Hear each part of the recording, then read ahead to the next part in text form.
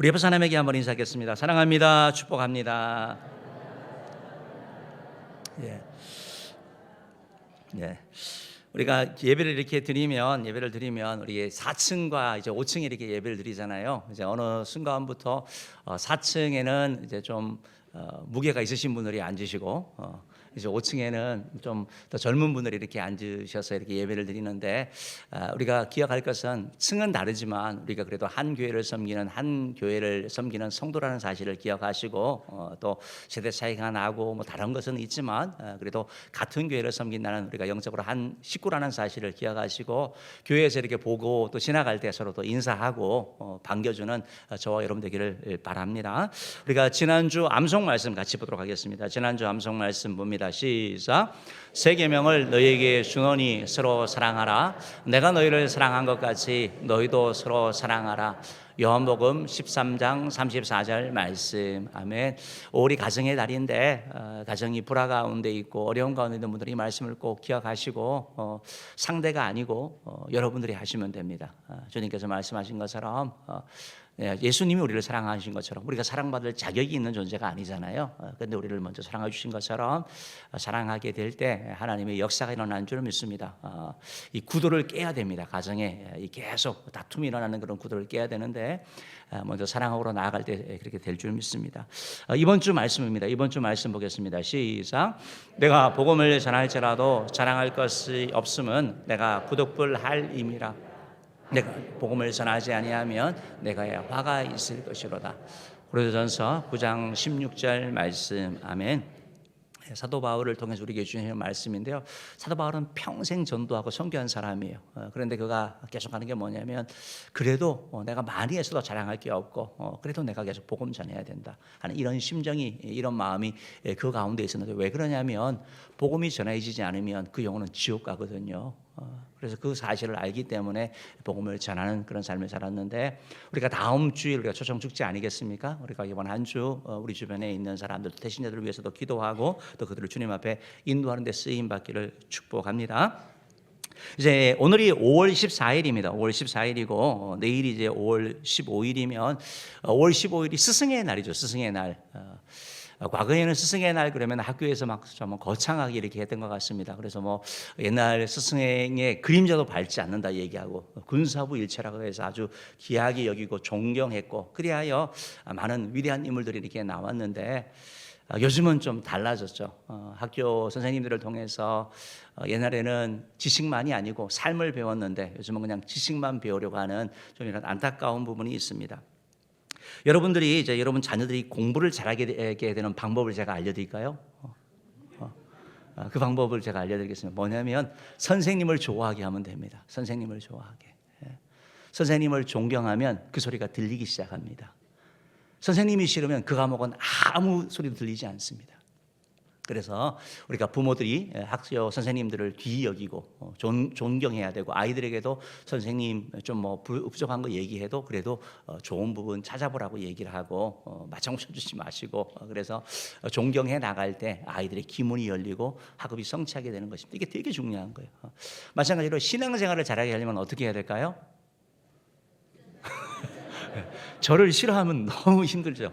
왜냐면 매주 봐야 되고 일주일에 한 번 보는 게 아니라 계속 보는데 무슨 말이 들어오겠습니까? 그래서 저를 비롯한 우리 교육자들과 또 우리 장로님들, 또 우리 말씀 가르치는 분들과 좋은 관계를 유지할 때 우리 신앙이 성장하게 되고 하나님의 은혜를 누리게 된다는 것입니다. 우리를 이 자리에 있게 한 우리 육신의 그러한 일반 선생님들을 또 기억해보는 그런 시간도 될 것이고, 아울러서 우리가 교회에 우리 교회 학교 아이들을 위해서 수고하는 우리 교사 선생님들이 많거든요. 일부 예배 대부분 수고하는데, 어떤 분들이 그러시더라고요. 그 교사하면 월급 받는 거 아니냐고. 월급 받는 게 아니라 돈을 내고 봉사하는 겁니다. 왜냐하면 아이들 뭘 사줘야 되고 그렇기 때문에 너무 귀한 분들이거든요. 그래서 여러분들이 보실 때마다 격려해 주시고 또 뭐 스승의 날 이럴 때 될 때 뭐 자그마한 성의도 표현해 줘도 더 좋을 것 같고, 그래서 우리가 정말 좀 많이 격려해 주면 참 좋겠습니다. 아울러서 셀 리더들도 마찬가지고요. 우리 좀 그렇게 나아가는 우리 교회 되기를 축복합니다.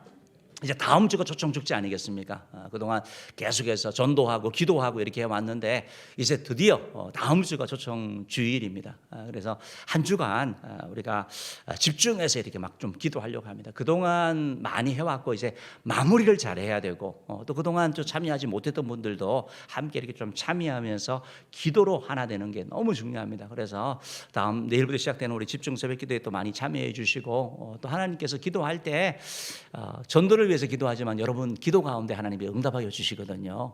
그리고 하나님께서 이런 마음을 주시고 또 생각나는 사람이 있으면 한번 연락해 보시면 또 하나님께서 일하실 수가 있습니다. 그래서 바라기는 저 여러분 모두가 다음 주 또 집중 새벽 기도에 또 많이 참여하시고 또 우리 대신자들 전도 대상자들에게 거절했던 사람이라도 다시 한번 접촉하고 그리하여 초청하는 데 이렇게 쓰임 받기를 바랍니다. 오늘 설교 제목 따라합시다. 모세의 설교. 예, 모세의 설교. 이제 오늘 이 본문의 내용을 가지고 여러분에게 이 말씀을 조금 나누려고 하는데요. 여러분 오늘 이 본문의 이 말씀은 이제 신명기 말씀인데요. 신명기는 모세의 세 편의 설교가 기록되어 있는 것입니다. 쉽게 얘기하자면요. 그러니까 여러분 이 신명기 요즘 우리가 읽어가고 있는데 상당히 길죠. 상당히 길죠. 그러니까 저보고 설교 길다 그러시면 안 돼요. 모세 설교는 더 길어요. 어쨌든 이런 내용을 가지고 우리에게 하는데, 그럼 이 모세가 설교를 통해 가지고 왜 지금 이 부분을 하느냐 우리가 궁금하잖아요. 지금 이 모세가 설교하는 이 시기는 출애굽을 하고 나서 40년이 지난 후에 지금 설교를 하고 있습니다. 그래서 이 요단강 동편의 모압 평지일 것 같아요. 모압 평지에서 이스라엘 백성들을 대상으로 해가지고 장차 너희가 약속의 땅에 들어가서 어떻게 살아야 되는지 거기에 대한 걸 하면서 첫 번째 설교에서는 기억해라, 과거를 기억해라. 너희가 어떻게 구원받았고 너희가 어떻게 실패했는지 과거를 기억하는 그걸 통해서 똑같은 실수하지 말라라는 설교를 하고, 두 번째는 그곳에 들어가서 하나님의 말씀에 순종하는 그런 삶을 살아라. 그래서 하나님의 율법에 대한 말씀을 풀어주는 걸 보게 됩니다. 세 번째 말씀은 너희가 그 땅에 들어가서 하나님이 그 땅을 차지하게 할 것인데, 그런데 너희가 순종하면 하나님의 은혜를 누릴 것이고 불순종하면 하나님의 진노를 받게 될 것이다. 축복과 저주가 너희 가운데 있다. 그래서 너희들이 순종하는 그 선택을 해라. 이것이 이제 전체 큰 세 번의 설교의 이런 내용인 것을 보게 됩니다. PPT를 한번 좀 보여주시면 더 좋겠는데요. PPT를 보여주시면 여러분 이스라엘 백성들이 출애굽을 시작을 했죠. 출애굽을 시작을 했고 그래서 맨 밑에 시내산에서 우리가 출애굽기 20장에서 십계명을 받은 율법을 받은 그런 내용을 우리가 살펴봤습니다. 저곳에서 머물러 있으면서 그곳에 머물면서 하나님의 십계명의 이 말씀을 받고 율법을 배웠는데요. 저곳에서 결국 이제 지금 위에 부분까지 이제 올라갔는데 화살표로 되어 있는 모압 평지 저곳이 아마 이 십계명이 이 신명기가 기록된 신명기의 말씀을 한 곳이 아닌가 이렇게 생각을 해보게 되는 것입니다. 그래서 요단강 동편 어느 곳에서 지금 이 말씀이 주어진 것을 보게 되는데요. 모세가 출애굽을 하면서 저 약속의 땅까지 가는데 40년 걸릴 것을 생각했을까요? 기억 못했죠. 40년이 어떻게 걸리겠습니까? 아무리 저 시내산에서 1년 넘게 머물렀다 하더라도, 아무리 돌고 돈다 하더라도 2년이면 아무리 길어도 헤매고 헤맨다도 2년이면 갈 수 있는 그러한 거리거든요. 그런데 그 거리를 40년 동안 헤매고 돌고 돌다가 결국은 저 지금 가나안 땅 앞두고 지금 모세가 설교하고 있습니다. 모세가 이 설교를 하는 이 설교의 대상은 누구냐면 40년이 지났어요. 출애굽하고 나서. 그러면 당시에는 수명이 오늘날처럼 길지 않았기 때문에 사람들이 대부분 죽었겠죠. 그래서 20살 이상 된 사람들은 대부분 40년의 광야 생활을 하면서 다 죽고, 지금 여호수아와 갈렙 두 사람만 남아 있고 나머지 사람은 20세 이하의 사람들, 즉 광야 생활 가운데 태어난 자녀들, 그 자녀들이 지금 설교의 대상이 되는 것입니다. 그들에게 얘기를 하는 거예요. 너희가 이제 저 요단강을 건너서 가나안 땅에 들어갈 것인데, 가나안 땅에 들어가면 아무도 없는 그런 존재가 그 땅이 아니고, 그 땅에 들어가면 가나안 사람들이 살고 있어. 가나안 사람들에게는 가나안의 종교가 있는 거예요. 우상을 섬기고 성적으로 소돔과 고모라처럼 타락한 그런 이방 문화가 있는 곳인데, 너희들이 그곳에 들어가서 하나님의 은혜를 누려야 되는데 어떻게 하면 그 은혜를 누릴 것인가, 여기에 대한 말씀을 해주고 싶은 거예요. 그래서 신명기의 이 설교는 어떻게 보면 유언적인 설교고 당부하는, 그래야 너희들은 너희의 조상들이 실패했던 것 같은 그런 실패를 하지 말라 하는 그런 바람이 담겨 있는 것이 바로 신명기의 말씀인데요. 그 가운데 핵심되는 말씀이 바로 오늘 신명기 6장 말씀입니다. 신명기 6장 말씀이 바로 쉐마의 말씀이기도 하고, 어떻게 보면 모세가 그 땅에 들어가서 너희들이 이 사실을 꼭 기억하고 이것을 꼭 실천해야 되는데, 그것이 뭐냐? 신명기 6장 4절 5절 말씀 한번 읽어보겠습니다. 시작. 이스라엘아 들으라. 우리 하나님 여호와는 오직 유일한 여호와이시니 너는 마음을 다하고 뜻을 다하고 힘을 다하여 내 하나님 여호와를 사랑하라. 아멘. 아멘. 따라합시다. 내 하나님 여호와를 사랑하라. 한마디로 약하면 이거예요. 너희가 가나안 땅에 들어가서 하나님의 은혜를 누리는 삶을 살려면 하나님 여호와를 사랑하면 된다. 이 말 한마디 하는 거예요. 우리 사랑하는 모든 성도들이 우리 하나님 여호와를 사랑하는 자 되기를 주님으로 축복합니다. 하나님을 사랑할 때 하나님을 누리게 되는 거예요. 하나님을 사랑하는 자를 주께서 기뻐하시고 만나주시고 은혜를 주신다는 사실을 기억하시고 하나님을 사랑하기 위하여 노력하는 자 되기를 바랍니다. 우리가 기억을 하면서 그러면 하나님께서 하신 이 말씀이, 하나님을 사랑하라는 이 말씀은 우리가 십계명에 대해서 배운 것처럼 십계명의 첫 돌판에 나타나는 십계명 1계명부터 4계명까지 하나님을 사랑하니까 다른 신을 섬기지 아니하고 우상을 만들지 아니하는 것이고 하나님의 이름을 망령되이 읽지 아니하는 것이고 하나님을 사랑하기 때문에 안식일을 거룩하게 지키는 것, 이 내용에 대해서 우리가 배웠던 것이죠. 그런데 하나님께서 나를 사랑하라라고, 하나님을 사랑하라고 말씀하시는데 하나님이 우리를 사랑하시는 것이 아니고, 우리 보고 먼저 사랑하는 것이 아니고, 하나님은 항상 우리를 먼저 사랑하는 거예요. 성경에 보면 우리가 죄인 되었을 때 하나님께서 우리를 위하여 그리스도 예수를 보내주시고 우리를 사랑하셨다고 말씀하시는 것처럼, 지금 이 본문 가운데서도 하나님께서 먼저 애굽의 종 되었던 그들을 사랑하여 주셔서 끌어내셨어요. 그리고 나서 구원해 주신 것에 그치는 것이 아니라 광야 생활 가운데 그들을 지켜주시고 보호해 주셨고, 그들의 계속된 불순종, 거역, 그럼에도 불구하고 그들을 포기하지 아니하시고 안아주시고 함께 하신 것이 바로 우리 하나님인 거죠. 그러니까 하나님이 내가 너희를 사랑한다, 그러니까 너희도 나를 사랑해라 라는 말씀이 담겨 있는 것을 보게 된다라는 것입니다. 하나님은 우리가 하나님을 사랑하기를 원하는데 강압적으로 기계적으로 사랑하는 것이 아니라 우리에게 자유의지를 주셨어요. 우리를 로봇으로 만들지 않은 이유는 바로 우리가 마음과 뜻과 정성을 다해서 하나님을 사랑하기를 원하는 것, 자원해서 하나님을 사랑하기 원하는 것, 이게 바로 하나님이 원하시는 것이다라는 것입니다. 여러분, 우리가 이 참 사랑한다라고 할 때, 사랑한다라는 걸 생각을 할 때 사랑에도 이 성숙의 단계가 있습니다. 사랑이 어리면, 미숙하면 자기 중심으로 사랑하는 거죠. 그래서 자기가 원하고 자기가 좋아하는 식으로 사랑을 표현하게 되는데, 조금 성숙하다 그러면 이제 사랑하게 되는 대상이 뭘 원하는지, 그가 뭘 기뻐하는지, 뭘 바라는지를 알기를 원하는 것이죠. 그래서 사랑이라는 것은 그냥 저절로 되는 것이 아니라 사랑에는 훈련도 필요하고 사랑에는 방법도 필요하다라는 것입니다. 제가 이제 대학 그러할 때 이제 대학 들어가면 교양 필수로 읽었던 책 중에 하나가 에리 프롬의 사랑의 기술이라는 책이었습니다. 그것이 가장 필수적으로 읽은 책인데요. 처음에 제목을 보면서 사랑을 배워주는 건가? 사랑의 기술이라서 어떻게 사람을 이게 막 꼬시고 어떻게 하나, 이런 내용인 줄 알고 봤는데 그런 내용은 아니었고 그 책을 통해서 우리에게 얘기하는 건 뭐냐면 사랑은 배워야 된다는 겁니다. 사랑은 저절로 이루어지는 것이 아니다라는 거예요. 우리가 흔히 생각할 때 누군가 사랑이 안 되고 갈등이 있으면 이 사람이 잘못됐다 생각하고 대상만 바꾸면 된다고 생각하는데, 에리 프롬은 그 책에서 대상의 문제가 아니라 사랑의 능력이 없다라고 얘기를 하고 있습니다. 사랑의 기술을 배워야 되는 것에 대한 얘기를 하고 있고, 우리가 단순히 그냥 예뻐 보이고 매력적으로 보여서 사랑에 빠진다라는 것은 그것은 오래가지 못한다. 그렇기 때문에 사랑의 기술이 필요하다라고 얘기를 하고 있는 것을 보게 되는 것입니다. 마찬가지로 우리가 하나님을 사랑한다라고 얘기를 할 때, 하나님을 사랑한다고 얘기할 때도 사랑의 방법이 필요한 거죠. 우리가 사랑의 5가지 언어 우리가 배우고 또 우리가 나누지 않았습니까? 사랑하는 게 뭐야? 어떤 사람은 사랑한다라는 것이 때로는 함께 있어주는 거, 이게 사랑하는 것이고, 어떤 사람에게 사랑한다고 얘기를 할 때 어떤 사람에게는 선물을 주는 것이 사랑하는 것이고, 어떤 사람은 사랑한다라는 것이 따뜻한 말과 격려의 말로 힘을 주는 것이 사랑하는 것이고, 어떤 사람에게는 사랑한다라는 것이 이렇게 스킨십을 해주는 거, 이것이 사랑한다라고 느껴지는 것이고, 어떤 사람에게는 사랑한다 그러면 네가 나를 위해서 봉사해 주는 거, 대신 일을 해주는 거, 이게 사랑이에요. 사랑이 다 다르다는 것이죠. 그러면 하나님께서 오늘 신명기 말씀을 통해서 우리가 하나님을 사랑하는 것이 살기라고 말씀하고 있는데, 하나님을 사랑하는 것이 무엇인지 세 가지를 살펴보려고 합니다. 첫 번째로 하나님을 사랑한다라는 것은 뭐냐면, 신명기 말씀을 통해서 하나님의 말씀을 지켜 행하는 것이 사랑한다라는 것입니다. 하나님을 사랑한다고 하는데 하나님의 말씀을 지키지 않는 것, 이것은 하나님을 사랑하지 않는 것이죠. 말씀을 지켜 행하는 것이 바로 사랑하는 것이다라는 것을 우리 성경이 통해서 말씀하고 있는데요. 신명기 5장 1절 말씀 같이 한번 읽어봅시다. 시작.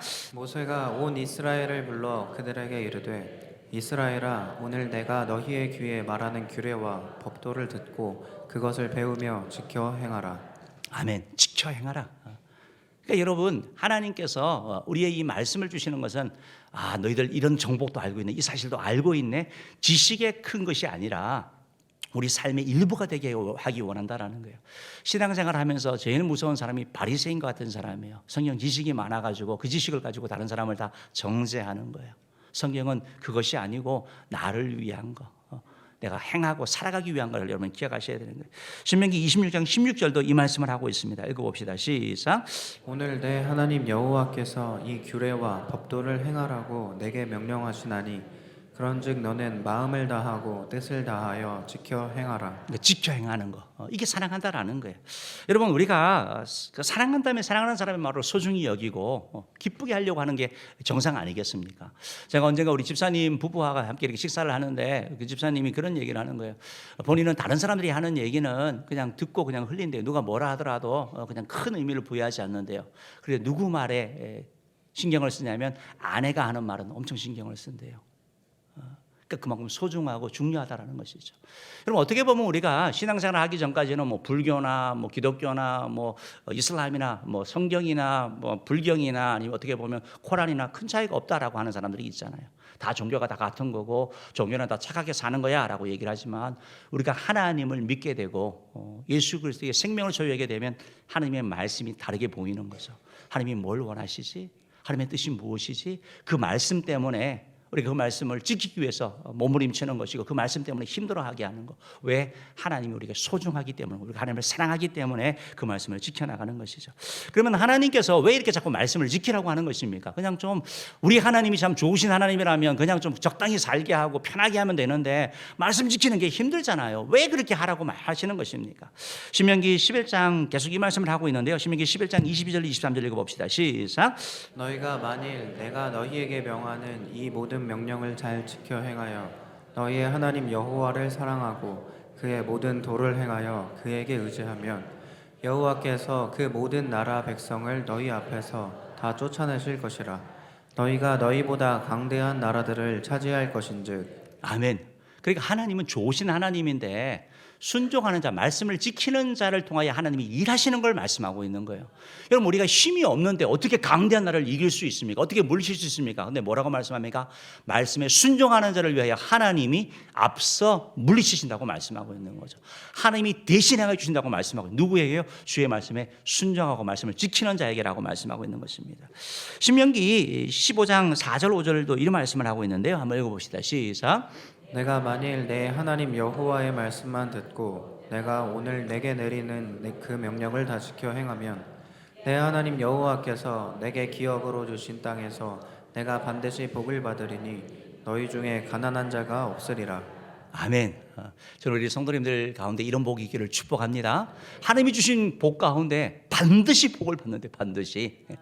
그냥 어쩌다가 우연이 아니라 반드시 복을 받는 것인데 가난한 자가 없다. 하나님께서 물질을 주신다고 말씀하는데 누구에게요? 14절 말씀에 의하면 하나님의 말씀을 지켜 행하면, 아니 이게 무슨 상관이 있어요? 오히려 뭐 투자를 잘해야 되고 뭔가 다른 걸 잘해야 될 것 같은데 하나님의 말씀에 순종하고 나가면 하나님께서 주신다라고 약속하고 있는 것이죠.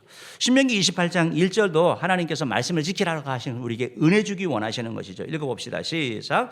내가 내 하나님 여호와의 말씀을 삼가 듣고 내가 오늘 내게 명령하는 그의 모든 명령을 지켜 행하면 내 하나님 여호와께서 너를 세계 모든 민족 위에 뛰게어나게 하실 것이라. 아멘. 저는 우리 은혜 성도님 가운데 이런 복이 있기를 축복합니다. 세계 모든 민족 가운데 뛰어나게 하시는 것. 저와 여러분을 통해서 우리 후손들을 통해서 누구를요? 주의 명령을 지켜 행하는 자에게, 하나님을 사랑하는 자에게, 하나님을 사랑하기 때문에 그 말씀대로 살기 위하여 몸부림치는 자에게, 여러분 이 말씀을 기억하면서 야 나는 100% 못 지키니까 이런 복을 못 받을, 그 말씀이 아니에요. 말씀에 순종하기 위해서 몸부림치는 거, 말씀을 지켜나가기 위해서 노력하는 그런 자, 그에게 하나님께서 은혜를 주시는 거죠. 왜냐하면 왜 말씀을 지키는 거예요? 하나님을 사랑하기 때문에. 신명기 29장 9절도 이 말씀을 하고 있습니다. 읽어봅시다. 시작. 그런즉 너희는 이 언약의 말씀을 지켜 행하라. 그리하면 너희가 하는 모든 일이 형통하리라. 따라합시다. 모든 일이 형통하리라. 여러분 요즘 많이 힘드시죠? 이런 복이 있기를 축복합니다. 형통케 되는 복, 하나님이 해주셔야 되는 거예요. 사람이 하는 게 아니거든요. 잘 나가던 정치인들, 기업가들 한순간에 무너지는 거 우리가 보잖아요. 하나님이 붙잡아 주셔야 되고 하나님이 일하셔야 되는 거예요. 하나님이 형통케 하는 은혜가 있기를 축복합니다. 우리가 이 말씀을 기억을 하면서 그러면 하나님을 말씀을 지켜 행하라고 말하고 이 말씀을 계속해서 반복하고 있는데, 신명기 말씀을 읽어보면 모세의 설교 가운데 계속해서 반복해서 나오는 단어가 있는데 그게 뭐냐면 잊지 말고 기억하라 합니다. 잊지 말고 기억해라. 뭘 기억하라고 얘기를 하고 있습니까? 과거의 실패를 기억하라는 거예요. 신명기 9장 7절 A 부분 한번 읽어봅시다. 시작. 너는 광야에서 내 하나님 여호와를 경노하게 하던 일을 잊지 말고 기억하라. 하나님을 경노케 한 일, 불순종, 거역함, 완악함, 불평, 불만, 이것이 하나님을 진노케 했던 것을 기억하는 거죠. 여러분 지금 아까 전에 우리가 지도를 봤듯이 이스라엘 백성들이 왜 지금 이 모압 평지에 이렇게 서 있는데 왜 이들은 광야에서 이런 오랜 시간을 보내야 되었습니까? 그 이유가 뭡니까? 불순종이죠. 하나님을 믿지 않은 불신앙이죠. 그래서 하나님께서는 하나님의 말씀을 듣고 그대로 실천하지 않는 이들의 삶 가운데 과거를 기억하면서 잊지 말고 기억하면서 너희들은 이런 일을 되풀이하지 말라고 얘기하고 있는 거예요. 사랑하는 은혜의 성도 여러분, 바라기는 저와 여러분이 정말 하나님의 말씀을 온전히 지켜 행함으로 말미암아 주께서 주기 원하시는 풍성한 삶을 누리는 은혜가 있기를 주님으로 축원합니다. 두 번째로 우리가 하나님을 사랑한다라고 할 때 하나님의 말씀을 지켜 행하는 것이고, 하나님을 사랑한다고 할 때 말씀과 관련되어서는 어떻게 합니까? 하나님의 말씀을 가감하지 않는 거예요. 말씀을 더하지도 않고 빼지도 않는 것을 얘기를 합니다. 성경 그대로 읽는 거 말하는 거죠. 말씀을 가감하지 않으려면 여러분 성경을 꾸준히 읽어 가셔야 되는 거예요. 성경 말씀을 편식하시면 안 돼요. 내가 아는 일부가 아니라 전체를 읽어 나가면서 하나님의 말씀을 우리가 읽어 나가야 되는 것이고, 또한 우리가 이 가감하지 않으려면 우리가 말씀을 꾸준히 읽을 뿐만 아니고 바른 교회에 여러분이 다니는 것이 다 중요합니다. 여러분 이 말씀이 거짓 선지자나 거짓 교사에게가 이 말씀을 가감하거든요. 더하거나 빼거나 한단 말입니다. 여기에 그러면 어떻게 아느냐? 여러분이 신학 지식이 없으니까 잘 모르잖아요. 그러니까 뭘 보고 합니까? 교단을 보는 거죠. 최근에는 신천지를 비롯해서 이단들도 다 대한예수교 장로회래요. 그 다음에 물어보면 잘 몰라요. 우리 교회도 어떤 분이 와서 이렇게 뭐 도와달라 그래서 제가 그럼 어디냐 이렇게 물어 교단을 몰라요. 여러분 교단을 모르는 목사가 있습니까? 이상하죠. 그런 경우들이 많아요. 왜냐하면 대충 다 넘어가니까. 성경을 이렇게 보면 신명기 4장 2절에서도 이 말씀 가감하지 말라는 말씀 뭐냐면 그냥 내가 생각대로 그냥 내 나름대로 적당하게 신앙생활하지 말라는 거예요. 한번 읽어봅시다. 시작. 내가 너희에게 명령하는 말을 너희는 가감하지 말고 내가 너희에게 내리는 너희 하나님 여호와의 명령을 지키라. 여러분 가감하지 말라. 그 말씀을 지켜나가는 거 얘기하고 있습니다. 신명기 12장 32절도 이 말씀을 하고 있는데요. 한번 읽어볼게요. 시작. 내가 너희에게 명령하는 이 모든 말을 너희는 지켜 행하고 그것에 가감하지 말지니라. 예, 가감하지 말라. 잘 가감하니까 그런 거죠. 여러분 이거 가감하는 것은 마귀의 역사예요. 에덴 동산에서 아담과 하와에게 사단이 찾아왔죠. 뱀의 형상을 가지고. 그들이 한 일이 뭡니까? 하나님의 말씀을 가감한 거죠. 말씀을 빼고 말씀을 더한 거. 하나님의 말씀을 가지고 조작하는 걸 얘기를 하는 겁니다. 여러분, 이단과 때로는 거짓 교사가 하는 일이 뭡니까? 성경을 가지고 얘기를 하는데, 성경을 가지고 분명히 가르치는데 성경의 내용을 갖고 트는 걸 얘기하는 거예요. 우리가 이단이라고 얘기를 할 때 비슷한데 끝이 다른 걸 얘기를 하는 거예요. 성경 가지고 실컷 얘기하다가 결국은 그 구세주가 누구라는 거예요? 이단의 교주라는 거예요. 그러니까 끝이 이상하게 가버리는 걸 보게 되는 것입니다. 그래서 뭐 잠언에서도 그 말씀을 하고 있고, 요한계시록 22장 성경의 맨 마지막에 있어서도 이 말씀을 하고 있습니다. 요한계시록 22장 18, 19절 읽어봅시다. 시작. 내가 이 두루마리의 예언의 말씀을 듣는 모든 사람에게 증언하노니 만일 누구든지 이것들 외에 더하면 하나님이 이 두루마리에 기록된 재앙들을 그에게 더하실 것이요 만일 누구든지 이 두루마리의 예언의 말씀에서 제하여 버리면 하나님이 이 두루마리에 기록된 생명나무와 및 거룩한 성의 참여함을 제하여 버리시리라. 두려운 말씀이죠. 두려운 말씀이죠. 하나님의 말씀을 가감하지 않는 거, 이 말씀을 하고 있는 거죠. 우리가 이제 이 말씀을 읽으면서 왜 자꾸 가감하게 되냐면, 신명기 말씀은 여러분 이스라엘 백성들, 바로 이스라엘 백성들 출애굽한 바로 가나안 땅을 앞두고 있는 자들에게 주신 것이죠. 그러니까 우리가 성경을 읽을 때 기억해야 되는 것은 이 말씀은 하나님을 믿는 사람들에게 준 거죠. 그래서 우리가 신명기 말씀을 읽어보면, 오늘 새벽에도 말씀을 읽는데 맨 마지막에 어떤 게 있냐면, 너희가 남의 배고프든지 시장하든지 하면 남의 포도원에 들어가서 포도를 따먹을 수 있는 거예요. 그런데 포도를 그릇에 담지 말라고 얘기를 해요. 가져오지는 말고 먹는 거는 괜찮다고 얘기를 해요. 여러분이 만약에 이 신명기 말씀을 가지고 남의 포도원에 가서 포도를 따먹으면 어떻게 되죠? 경찰서로 가야 됩니다. 경찰서로 가야 되는 거예요. 그러니까 이게 왜 그러냐면, 이 신명기 말씀도 그렇고 구약의 말씀을 보면 이것이 우리가 이 구약의 말씀을 이렇게 세 가지 율법을 나누거든요. 이제 도덕법이라고 해서 십계명을 비롯해서 영원히 지키는, 모든 인류가 지키는 그런 말씀이 있고, 의식법이라 그래서 유월절이라든지 제사법, 이게 의식법이라는 게 있습니다. 그것이 다 지금 신명기에 기록되어 있거든요. 의식법이라는 것은 예수 그리스도께서 바로 유월절에 어린 양이 되시고 예수님께서 완성했기 때문에 우리가 유월절을 더 이상 지키지 않아요. 그 정신만 지키는 거죠. 우리가 뭐 어떤 수장절 이런 거 안 지키잖아요. 근데 정신을 우리가 기억하는 거죠. 또 하나가 바로 시민법인데, 아까 전에 말씀드린 포도원 뭐 따먹는 거, 때로는 돈을 빌려주고 이자 받지 않는 거, 뭐 이런 것들이 이제 시민법인데, 이건 이스라엘 공동체에게 주신 말씀이거든요. 그러니까 우리와 해당되지 않는다라는 겁니다. 그러니까 성경을 읽어 나갈 때 이런 부분이 있기 때문에 어떤 부분은 이 말씀이 이상한데, 이 말씀 잘 모르겠는데 하는 이런 부분이 있는 것입니다. 그래서 자꾸 말씀이 가감될 수 있다라는 걸 여러분 기억하셔야 되는 것입니다. 그래서 여러분들이 바른 교회를 다니는 거, 이게 너무 중요하다는 걸 다시 한번 말씀드리는 거죠. 아마 성경 말씀 가운데 또 이제 부담스러운 그런 말씀이 있죠. 또 사실은 이거 안 하고 싶은 그런 말씀이 있는 거죠. 여전히 제일 많이 사람들에게 계속 뉴스가 되고 이슈가 되는 것은 바로 11조라는 거와 또는 전도하라는 이 두 가지 말씀인 것 같아요. 이것은 계속 사람들을 어렵게 하는 것 같습니다. 아마 이것 때문에 또 교회가 욕을 먹기도 하는 것 같고요. 최근에 PPT를 보여주시면 이런 게 이렇게 실렸더라고요. 여러분, 이게 신문에 난 거예요. 신문에. 그러니까 저 사람이 누구냐 했더니 전두환 전 대통령의 손자예요. 그런데 좀 보신 분들이나 들으신 분들은 알겠지만 뭐 옛날 미국에 있어 이렇게 자랐고, 저 친구가 이렇게 마약을 하더라고요. 마약을.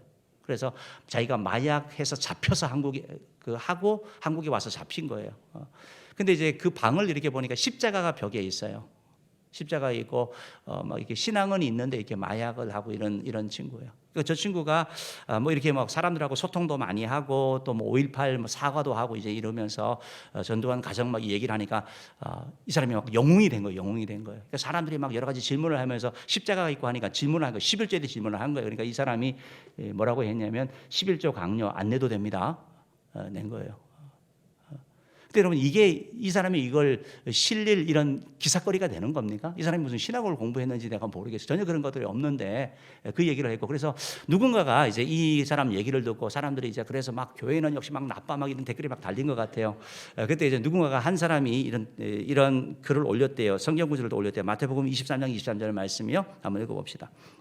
화 있을진저 외식하는 서기관들과 바리새인들이여, 너희가 박하와 회왕과 근처의 11조는 들이되 율법에 더 중한 바 정의와 긍휼과 믿음은 버렸도다.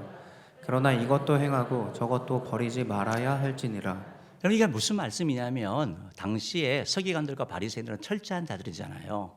그러니까 이게 박하와 회양과 근채라는 게 뭐냐면 야채요, 채소. 집 텃밭에 있는 채소에도 11조를 내는 거예요. 얼마나 철저해요. 근데 그들은 그거는 철저한데 오히려 더 중요한 정의와 긍휼과 믿음은 버렸다. 예수님은 둘 다 버리지 말라라고 말씀하고 있는 거죠. 그러니까 이걸 행할 뿐만 아니라 그 율법의 정신까지 놓치지 말라라고 이 말씀을 한 걸 이제 올리니까 이 사람이 이런 말씀이 있었네요 하면서 제가 잘못 알고 있었습니다 하면서 죄송합니다 이렇게 했대요. 그런데 신문에는 뭐 맞나요? 11잘 필요 없다. 이것만 나는 거죠. 그래서 우리가 뭐 언론에 나는 것들이 이제 그런 부분들이 있는 거고, 그만큼 뭐 예민하고 어떻게 보면 또 그것 때문에 또 뭐 문제가 생기기 때문에 그렇지 않나 이런 생각을 합니다. 그래서 우리가 기억을 하는 것은 뭐 이 친구는 이제 본인이 몰라서 그런 것이지만 때때로 말씀을 하면서 우리가 잘못되게 가르칠 때가 있어요. 특별히 이제 말씀 전하는 저와 같은 목사가 이제 조심을 많이 해야 되는 거죠. 그럼 제가 이게 목회를 하면서 뭐 수차례 말씀드렸지만 제가 이렇게 목회를 하면서 여러분들에게 그런 말 제가 안 하고 싶겠어요. 여러분, 구원은 예수를 믿을 뿐만 아니고 여러분의 삶이 바뀌어야 됩니다. 지금 그렇게 신앙생활하면 여러분 지옥 갑니다. 예배 잘 들으셔야 되고 헌금도 하셔야 되고 봉사도 해야지 천국 갑니다라고 말하고 싶겠어요? 안 하고 싶겠어요? 싶을 때가 있겠어요? 없겠어요? 있겠죠. 그렇지만 성경은 뭐라고 말씀하고 있어요? 구원은 우리의 행위로 통해 주어지는 게 아니에요. 구원은 예수 그리스도를 믿음으로 말하면 우리에게 주어지는 선물이라는 거예요. 그러니까 우리가 왜 봉사하고 왜 섬기고 왜 물질 드립니까? 구원받기 위해서가 아니라 구원의 은혜가 감사해서 드리는 거죠. 여러분, 아이가 사람으로 태어나서 사람으로 성장해 가는 것이지 아이가 뭐 이렇게 뭐 말하고 막 그래서 사람이 되는 건 아니잖아요. 사람이기 때문에 성장하는 것처럼 우리가 하나님의 자녀로 먼저 거듭나거나 하나님의 자녀다운 삶을 살아가는 것, 이게 바로 성화의 가정인 것이죠. 그러니까 이런 부분에 대하여 우리가 잘 속지 말아야 되는 것이고, 때로는 성경을 가르치면서 과거에는 한때 이제 이런 운동이 있었는데요. 이런 어떤 흐름이 있었는데 뭐냐면 성경에서 불편한 걸 다 빼버리는 거예요. 야, 기적 어떻게 그런 게 일어날 수 있어? 이성적인 걸 빼버리는 거예요. 오병이어 기적? 아니, 보리떡 5개와 물고기 2마리로 5,000명을 먹였다고? 그게 말이 되냐? 한 아이가 자기 도시락을 꺼내니까 다른 사람이 다 숨겨놨던 도시락 다 꺼내가지고 다 먹고 남은 것이 5,000명이 먹고 12관계가 남은 것이지 라고 해석을 하는 거죠. 예수님이 무리를 걸었다는 사건을 보면서는 예수님 무슨 무리를 걸어서 해안에 안개가 껴있는 걸 보니까 제자들이 착각해가지고 무리 걸은 것처럼 보였지. 그러면서 기적을 다 빼버린 거예요. 그러니까 성경이 기적을 빼버리니까 나타나는 게 없는 거예요. 윤리적인 거, 착하게 살라 이거밖에 없는 거잖아요. 그러면 성경은 우리에게 착하게 살라고 하는 게 아니에요. 성경은 우리에게 하나님을 믿으라고 말씀하고 있는 거죠. 하나님의 백성이 되라고 말씀하고 있는 거죠. 그러니까 이 목회자들도 이제 우리들이 해나가면서 하나님의 말씀을 가감하지 않고 가르치는 거, 이게 너무 중요하다라는 것입니다. 여러분, 저라고 왜 이렇게 뭐 얘기하면서 요즘 뭐 계속 뭐 얘기되는 뭐 이런 그 주일 성수에 대해서도 여러분 얼마나 피곤합니까? 그냥 좀 피곤할 때는 좀 빠뜨리고 좀 쉬시고 뭐 이렇게 좀 나오시면 좋겠습니다.라고 말하면 안 되죠. 그건 제 생각이잖아요. 하나님의 말씀을 전해야 되는 거죠. 왜 우리가 주일을 지키는 것입니까? 시간의 주인이 하나님이 있기 때문에 그런 거죠. 새벽에 일어나서 기도하고 말씀 읽고 나가면서 하나님이 내 삶의 주인인 것을 고백하는 거예요. 특별히 주일은 우리가 영적인 생활을 다른 날하고 좀 다르게 우리가 영적인 생활을 하고 교제하고 예배하며 나아가는 거. 왜? 우리 하나님의 백성인 것을 나타내는 그런 측면에 들은 것이죠. 11조를 뭐 그냥 하실 분들은 하시고 마실 분들은 마셔 이렇게 말할 수도 있지만, 여러분 11조를 통해서 하나님의 은혜를 체험하게 되면 이걸 강조해야 되는 거예요. 저는 은혜 성도님들이 물질의 복을 받기를 원하는 거예요. 하나님의 누리기를 바라는 거예요. 그래서 어른뿐만 아니라 아이들도 다 이렇게 11조 하는 그런 사람이 되어서 하나님의 은혜를 누리기를 바라는 거예요. 우리가 뭐 11조 이렇게 뭐 드리면 하나님께서 약속하신 것들이 있잖아요. 그래서 체험하는 사람들은 또 이걸 강조하게 되잖아요. 저는 정말 그렇게 되기를 바라는 것이죠. 또 요즘은 이렇게 보니까 11조를 드리면서도 어떤 분들은 그러시더라고요. 뭐 내가 11조를 드리긴 드려야 되는데 11조 가운데 좀 잘라가지고 교회에다 요거 조금 드리고 또 여기 하면 어떠냐 이런 분들도 있더라고요. 근데 여러분 특별한 경우가 아니면 섬기는 교회 드리는 것이 이게 원칙이고 11조 가지고는 여러분 장난하지 마세요. 11조 하나님께 드리는 거잖아요. 왜 하나님께 드리는 거 갖고 왜 그렇게 하시냐고요. 어떤 분들은 그러시더라고요. 야, 신약 시대에 우리가 그리스도의 은혜로 사는데 11조 그 구약의 그 율법에 소속돼야 돼? 여러분 그건 더 무서운 말이에요. 신약에 놓으면 우리의 모든 것이 다 주님 거예요. 예? 다 드리셔야 돼. 다 드리셔야 된다고요. 아나니와 삽비라 사건 아시잖아요. 다 드렸는데 다 드려야 되는데 좀 덜 드려가지고 난리 나잖아요. 이건 무서운 거라고요. 그러니까 우리가 하나님 앞에 물질을 드리며 나아가면서도 중요한 거는 뭐냐면 정말 감사하는 마음으로 물질의 주인이 하나님이고 나에게 힘 주셔서 이거 주셨다는 그런 감사함으로 드리시기를 바랍니다. 우리가 가감하지 않으려면 내가 못 지키는 거 빼버리면 안 되는 거고 지킬 수 있는 믿음을 달라고 은혜를 달라고 우리가 기도하며 나갈 필요가 있는 것이죠. 여러분 헬스장에 가면 여러 가지 이게 운동하는 그런 기구들이 있죠. 어떤 경우는 막 100kg, 막 50kg 이런 게 있죠. 어떤 사람은 막 들잖아요. 저는 절대 못 들죠. 절대 못 들죠.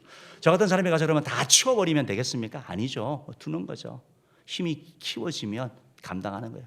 성경 말씀 가운데 어떤 것들은 어려운 말씀이 있어요. 버거운 말씀이 있어요. 그러나 그 말씀은 우리가 궁극적으로 지켜나가야 될 말씀을 빼버리는 것이 아니라 말씀을 읽어나가면서 하나님 지킬 수 있는 믿음을 줬으라고 해나가서 바라기는 저와 여러분이 하나님의 말씀을 가감하지 아니하고 온전히 지켜나가는 그래 은혜 누리기를 주님으로 축복합니다. 마지막 세 번째로 우리가 하나님의 말씀, 하나님을 사랑한다고 할 때 말씀을 온전히 지키는 거와 말씀을 가감하지 않는 거, 그리고 또 하나는 바로 하나님의 말씀을 자녀들에게도 가르치는 거예요. 말씀을 가르치는 거. 자녀들에게 말씀을 가르치는데 말씀을 지식적으로도 가르쳐야 되고 삶으로도 가르쳐야 되는 거. 이게 어려운 거예요. 이게 어려운 거. 지식으로 가르치는 건 좀 쉬운데 삶으로 가르쳐야 되니까 이게 어렵다라는 거예요. 오늘 신명기 11장 19절 말씀 한번 읽어보겠습니다. 시작. 또 그것을 너희의 자녀에게 가르치며 집에 앉아 있을 때에든지 길을 갈 때에든지 누워 있을 때에든지 일어날 때에든지 이 말씀을 강론하고. 그럼 자녀에게 이렇게 하라는 거예요. 자녀에게. 나만이 아니고 자녀에게. 계속해서 이 말씀이 자녀의 삶의 원칙이 되게 하라는 것입니다. 신명기 32장 46절도 이렇게 말씀하고 있는데요. 한번 읽어볼게요. 시작. 그들에게 이르되 내가 오늘 너희에게 증언한 모든 말을 너희의 마음에 두고 너희의 자녀에게 명령하여 이 율법의 모든 말씀을 지켜 행하게 하라. 예, 말씀을 지켜 행하게 하는 거. 이게 부모가 해야 될 일이라고 말씀하고 있는 것을. 여러분 우리 자녀가 우리에게 얼마나 소중합니까? 정말 때로는 자녀를 위해서 목숨까지도 내놓을 수 있는 게 부모 아니겠습니까? 그만큼 소중한 존재고 자녀가 잘 되기를 가장 원하는 사람이 부모 아니겠습니까? 자녀가 행복하고 기쁘게 살면 그만큼 큰 즐거움이 어디가 있겠습니까? 자녀를 위해서 막 애를 이렇게 임신하면 이제 평상시에는 안 듣던 클래식 음악을 막 계속 듣죠. 태교에 좋다 그러니까 아이를 위해서 막 클래식 음악을 듣고 아이를 위해서 막 영어도 합니다. 굿모닝, 뭐 하와이유, 영어를 들어라, 기문이 열려라. 그만큼 우리가 애를 신경을 쓰잖아요. 근데 여러분 더 중요한 게 있는 거예요. 그게 뭐냐면 하나님을 사랑하는 걸 가르치는 거. 하나님의 말씀을 가르치는 것. 이게 우리 삶의 기준이 돼야 되고 우리 삶의 원칙이 돼야 된다는 것입니다. 우리가 자녀들의 이런 삶을 통해서 우리가 가르치는데 하나님에 대해서 가르쳐야 돼요. 하나님이 어떤 분인지. 하나님은 구원의 하나님이고 하나님은 인도하시는 하나님이다. 이스라엘 백성들을 하나님께서 그 애굽의 그 강한 군대에서, 애굽의 바로 왕에서, 그 강대한 나라에서 어떻게 구했습니까? 어떻게 그 애굽의 군대를 하나님께서 물리치셨습니까? 그들이 한 거는 아무것도 없어요. 하나님이 하신 거예요. 그분이 우리 하나님 것을 알려주는 것을 아이들에게 전능하신 하나님을 가르쳐주는 것을. 그 하나님이 이스라엘 백성들을 광야 생활하면서 불기둥과 구름기둥으로 인도하여 주시고 만나와 메추라기로 먹을 걸 공급하여 주시고 그리고 때때로 반석에서 물을 공급하여 주시고 그들을 지난 40년 그 생활 동안 옷이 헤어지지 아니하고 발이 부러뜨리지 아니하고 굶어 죽는 사람이 없게 하는 일 하나님이 인도하여 주신 걸 말하는 거거든요. 그 하나님을 가르쳐 주는 거예요. 그 전능하신 하나님, 인도하신 하나님, 참조신 하나님, 그 하나님의 은혜를 어떻게 누리느냐? 기도를 통해서 누리나가 가르쳐 줘야 되는 거죠. 하나님께 기도해라, 하나님께 부르짖어라. 어려움이 있을 때, 문제가 있을 때, 네가 정말 수능에 빠졌을 때, 구원이 필요할 때 하나님의 은혜를 구해라. 너의 매일매일 삶 가운데 필요한 것들이 있을 때 공급하시고 채워주신 하나님께 나아가라. 그러면 하나님의 은혜의 보좌에 나가면 하나님이 도와주신다. 이걸 가르칠 필요가 있는 거죠. 이것이 바로 우리의 삶의 신앙이 되는 것이죠. 또한 우리가 자녀들에게 하나님에 대해 가르치면서 신명기 28장 15절 말씀 한번 읽어봅시다. 시작. 내가 만일 내 하나님 여호와의 말씀을 순종하지 아니하여 내가 오늘 내게 명령하는 그의 모든 명령과 규례를 지켜 행하지 아니하면 이 모든 저주가 내게 임하며 내게 이를 것이니. 이 말씀을 잘 기억하시기 바랍니다. 뭘 가르쳐냐면 하나님은 진노하신 하나님인 걸 가르쳐야 돼요. 진노하신 하나님. 이스라엘 백성들이 불순종해서 그 삶에 뭐가 있었습니까? 하나님이 그들을 버리신 거 아니에요. 버리시지 않았는데 아무리 길어도 2년 이내에 다 끝날 모든 삶이, 시내산에서 아무리 오래 머물러다 하더라도 끝날 삶이 40년 걸렸습니다. 38년의 광야 삶이 있는 거예요. 버리지 않았습니다. 그런데 고난과 고통의 삶이 계속된 걸 말하는 것이죠.